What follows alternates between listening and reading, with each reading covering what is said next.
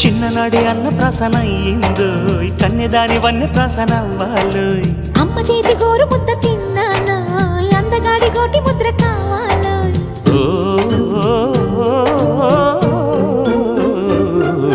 కాస్త నన్ను నువ్వు నిన్ను నేను కోరుకుంటే కోరుకున్న చోట నువ్వు నేను చేరుకుంటే చేరుకున్న చోట ఉన్న దీపం మారుతుంటే ఆరుతున్న వేళ కన్నెకాలు జారుతుంటే